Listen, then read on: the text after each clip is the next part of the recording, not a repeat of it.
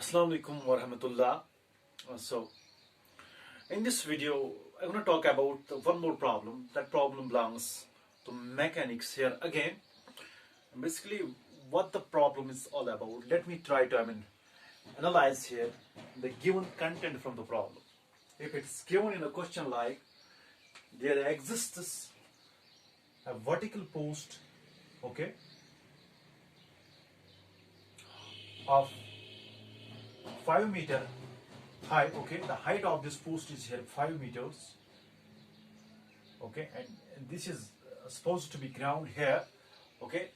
At the top of this post the ball is going to be rest, okay, ball rests at the top of this post, but the mass of ball is given as the mass of ball is given as is 0.2 kg, okay. This is something that's given from the question. In addition there is something more that's contained in the question. If there is a bullet, okay, that moves along in a horizontal direction with the velocity v, okay, when the bullet it collides with the ball, okay, and after the collision the ball and bullet they are going to move independently, okay, they are going to follow some independent parabolic paths under the gravity field here, okay. Moment when the bullet that collides with the ball, okay, and then after what happens here, the ball and the bullet are going to follow some independent paths. I am going to say the ball it hits the ground, okay, at a distance of 20 meters from the foot of this post, okay, and the bullet it hits the ground at some another point which is at a distance of 100 meters from the same foot of the same post, okay. So this is something that's given in a problem. We are just talking about the mass of ball, that's 0.2 kg, and the mass of bullet is also given as 0.01 kg, okay. This is a kind of information that the question contains, and I need to calculate here the velocity with which initial velocity the bullet is going to move, okay.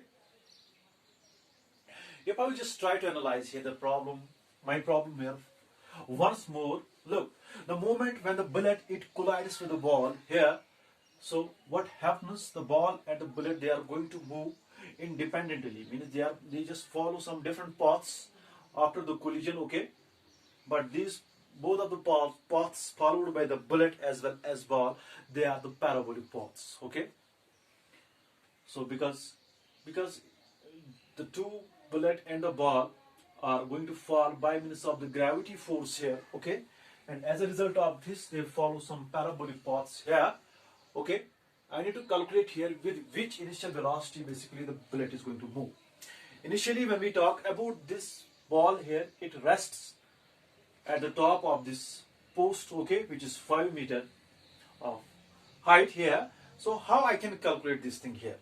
Now look, if I will just try to figure out how I can do how I can try to reach at this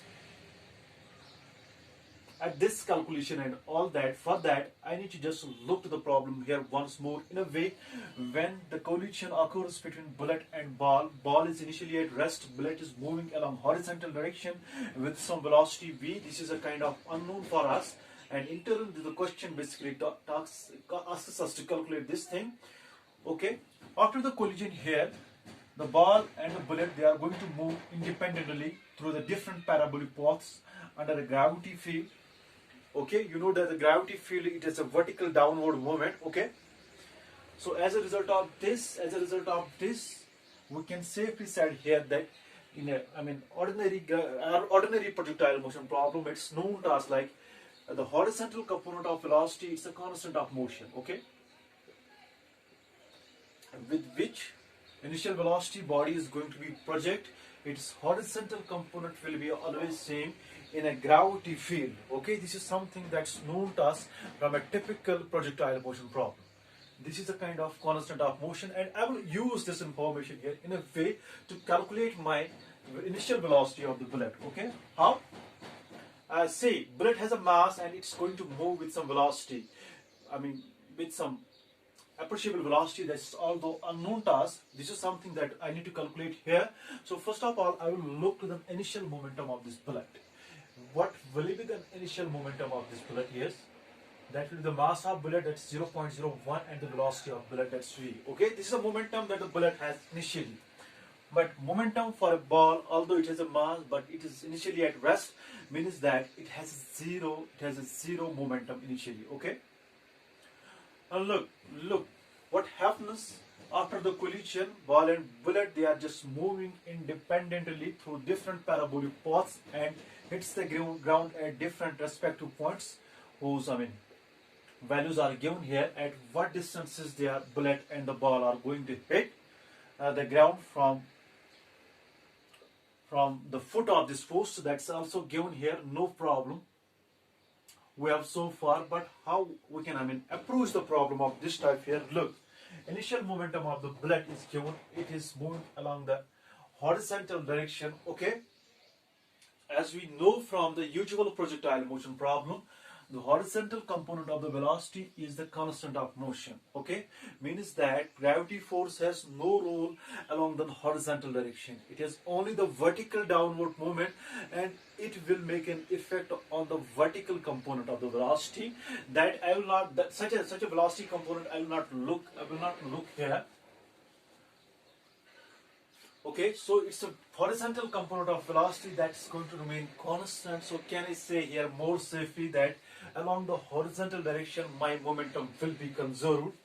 Why so? Because when I just remind here the dynamical recipe of the Newton's second law, if I will write my Newton's second law in the component form, means x component of the force here, it will be time derivative of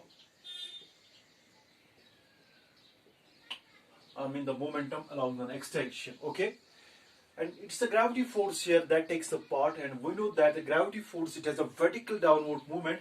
There will be no role played by the gravity force along the horizontal direction, means that the force that's going to act on the system of the particle is the system I have here, the bullet and the ball. It will have no gravity, there will be no gravity along the horizontal direction, means that the force along the horizontal direction, it will be zero. I will have left with d by dt of px. First time derivative of something that's zero, it means that my momentum along that particular direction should be constant. Okay, so this is in terms of what we can state the conservation of linear momentum. X component of momentum, it is going to be constant along, so x component of momentum is constant here. Okay, and this sounds here more clearly like when this is constant, this is what I can say. In other words, it's a conservation of momentum. Okay, means that my momentum along x direction, it will be constant. Okay, before and after the collision. It doesn't matter for me which type of collision we are talking about in principle, whether we have elastic or inelastic collision. In both the collisions, it's a conservation of momentum that's wholly applicable. Okay. So here my momentum is conserved along x direction. So if I write my momentum conservation equation along x direction, what I will get?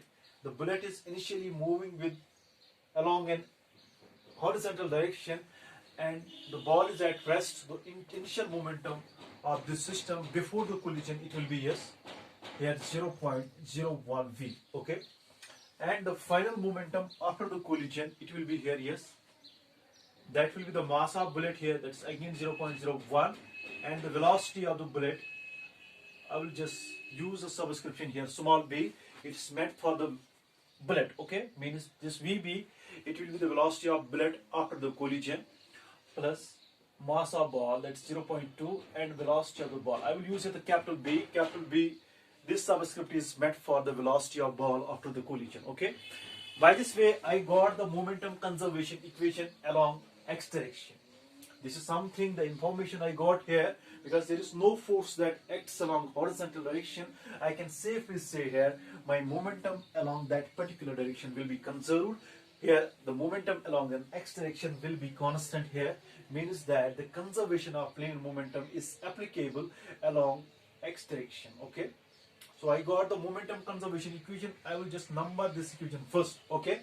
If I look to this equation, I have how many unknowns here? Initial velocity of bullet, that's a kind of unknown. Final velocity of bullet, that's again unknown, and the final velocity of ball, that's again unknown.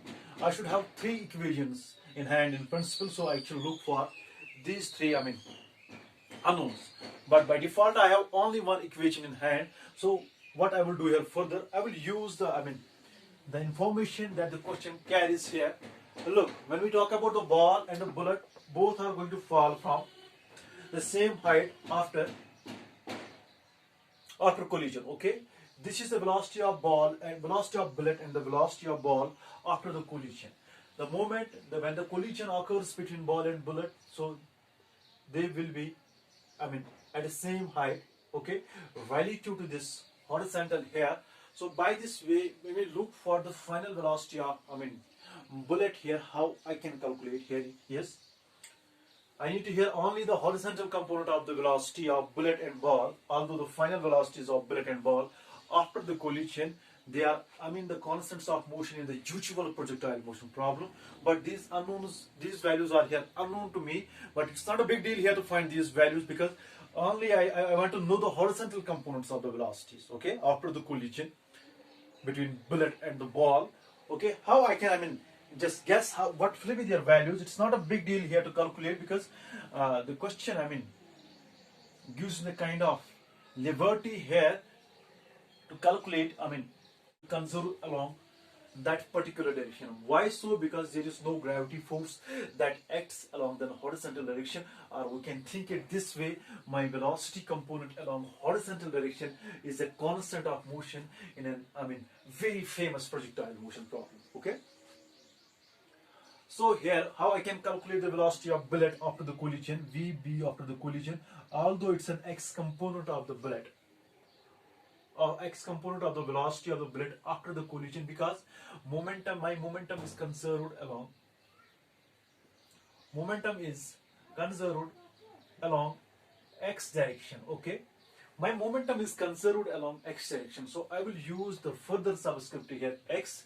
It sounds more clearly here. It will be the velocity of bullet along that particular direction and all that, and the velocity of ball along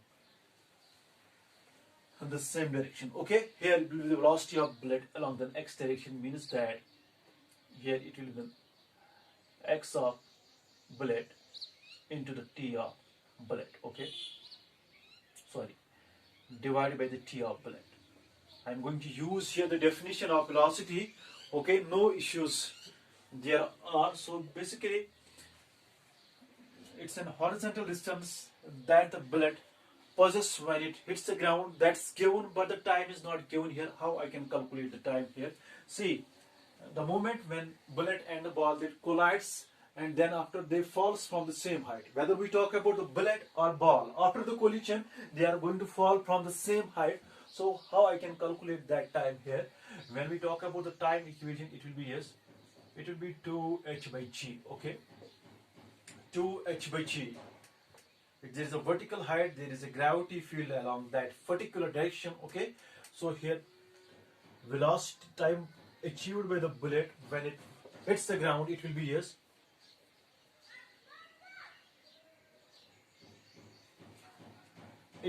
here student, yes, what's that particular height here? That's 5 by g. That's 1 second, because it will be 5.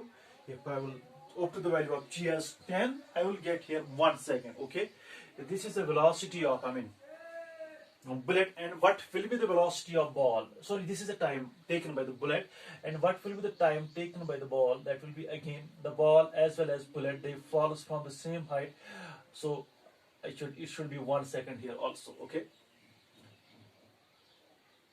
the time of descent for bullet and ball, it comes out to be same, because both are going to fall from the same height here. So by this way, I got the time taken by the bullet and ball when after the collision, or I can say when bullet and ball falls from the same height. That's at 1 second, means t for bullet is equal to t for ball that's 1 second. Okay, I can use this thing here in order to calculate the velocity of the bullet after the collision. It will be x of bullet divided by tb, means it will be 100 over 1, that's 100 meter per second. Okay, this is something, the velocity of bullet after the collision along the x direction, and velocity of ball after the collision along the x direction, it will be yes x of b divided by t of b. Okay, so it will be here, yes, x of b is here, that's 20 by 1, that will be 20 meter per second. Okay, this is the velocity of the ball after the collision, horizontal velocity of the ball after the collision. So I got here, yes, 0.01 v is equal to 0.01 into 100 plus 0.2 into 20. Okay, yes, 0.2 into 20. So what I will get here, yes, it will be 0.01 into v, it will be here 1 plus 4. Okay, after multiplying the respective parameters here, I will get here this much. So initial velocity of bullet, it will be 5. Here I can write it as 5 by 100. Okay, so it will be my velocity of the initial velocity of the bullet. By this way I got its value. Okay, so basically the velocity with which the bullet moves initially, that comes out to be here 500 meters per second. By this way my problem ends.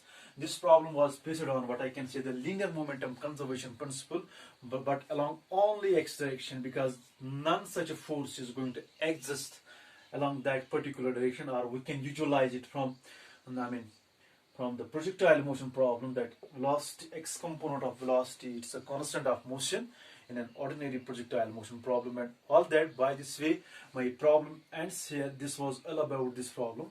Thank you.